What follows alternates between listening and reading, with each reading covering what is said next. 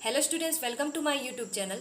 इस video lecture में हम theory of acid and base में अहेनियस कॉन्सेप्ट के बारे में डिटेल से डिस्कस करने वाले हैं, जो एग्जाम के पर्सपेक्टिव से बहुत ही ज़्यादा इंपॉर्टेंट टॉपिक है। तो चलिए स्टूडेंट्स, क्लास की शुरुआत करते हैं। तो सबसे पहले हम डिस्कस करेंगे थ्योरी ऑफ एसिड बेस में पहले कॉन्सेप्ट अहेनियस कॉन्सेप्ट के बारे में। अहेनियस नामक साइंटिस्ट ने एसिड एंड बेस के बारे में एक कॉन्सेप्ट दिया जिसको अहेनियस कॉन्सेप्ट के नाम से जाना जाता है। अहेनियस के अनुसार अम्ल वे पदार्थ होते हैं जो जल में घोलने पर H+ आयन देते हैं। मीन्स एसिड वे सब्सटेंस होते हैं जो वाटर में मिक्स करने पर H+ आयन डोनेट करते हैं, उसको एसिड कहा जाता है। इस तरह से HCl को वाटर में डिजॉल्व होकर के H+ आयन डोनेट करना एसिडिटी को मेजर करता है। उसी तरह से एसिटिक एसिड है, जब इसको वाटर में डिजॉल्व कराया जाता है तब ये H+ आयन डोनेट करता है, इसलिए एसिटिक एसिड को एसिड के नाम से जाना जाता है। उसी तरह से एसिड में यहाँ पर और भी सारे एसिड होते हैं, जैसे कि HCl, HNO3, H2SO4 and acetic acid, ये सारे एसिड के एग्जाम्पल होते हैं। बेस या क्षार वे पदार्थ होते हैं जो जल में घुलने पर हाइड्रोक्सिल आयन देते हैं। बेस एक ऐसे सब्सटेंस होते हैं जो वाटर में मिक्स करने पर यदि OH- आयन या हाइड्रोक्सिल आयन डोनेट करता है तब उसको हम बेस कहते हैं। फॉर एग्जाम्पल के लिए यहाँ पर सोडियम हाइड्रोक्साइड लिया गया है। जब इस सोडियम हाइड्रोक्साइड को वाटर में डिजॉल्व कराया जाता है तब ये Na+ और OH- आयन में डिसोसिएट हो जाता है।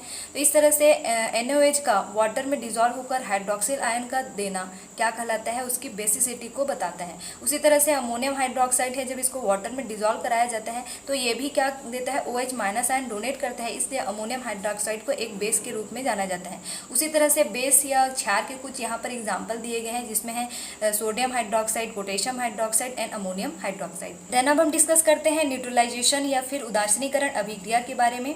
एसिड एंड बेस आपस में रिएक्शन करके सॉल्ट या लवण एवं वाटर का फॉर्मेशन करते हैं, तो इस रिएक्शन को उदासीनीकरण या न्यूट्रलाइजेशन प्रोसेस कहते हैं।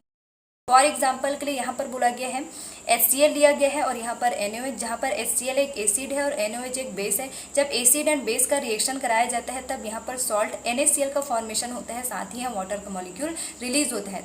तो इस तरह से एसिड एंड बेस का आपस में रिएक्शन करके सॉल्ट एंड वाटर का फॉर्मेशन करना ही न्यूट्रलाइजेशन प्रोसेस या उदासीनीकरण अभिक्रिया कहलाता है।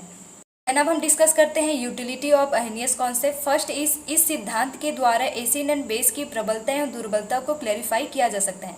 मीन्स इस कॉन्सेप्ट के द्वारा कोई भी एसिड हो या बेस हो, उसकी स्ट्रांगनेस एंड वीकनेस को क्लैरिफाई किया जा सकता है। न्यूट्रलाइजेशन प्रोसेस होता है या उदासीनीकरण अभिक्रिया होती है, तो कुछ अमाउंट ऑफ हीट रिलीज होती है, उसी को उदासीनीकरण उष्मा कहा जाता है, इससे हम ज्ञात कर सकते हैं। Then third is acid base की कैटालिटिक प्रॉपर्टीज या उत्प्रेरकीय गुण को भी हम समझ सकते हैं। हम डिस्कस करते हैं limitation of Arrhenius concept. First is यह थ्योरी ओनली एक्वस सॉल्वेंट या जलीय विलायकों के लिए ही लागू होता है, मतलब ये एक्वस सॉल्यूशन में ही यूजफुल होता है। देन सेकंड इज यह थ्योरी नॉन एक्वस सॉल्वेंट या निर्जल विलायकों के लिए लागू नहीं होता, ये नॉन एक्वस सॉल्वेंट के लिए लागू नहीं होता। चलिए स्टूडेंट्स, आज की वीडियो लेक्चर में हम लोगों ने थ्योरी ऑफ एसिड बेसिस में पहले कॉन्सेप्ट अहेनियस कॉन्सेप्ट के through acid base neutralisation process and उसकी यूटिलिटी एंड लिमिटेशन को देखा। नेक्स्ट वीडियो में हम नए टॉपिक के साथ मिलेंगे। You get more video, like, share, subscribe to my YouTube channel.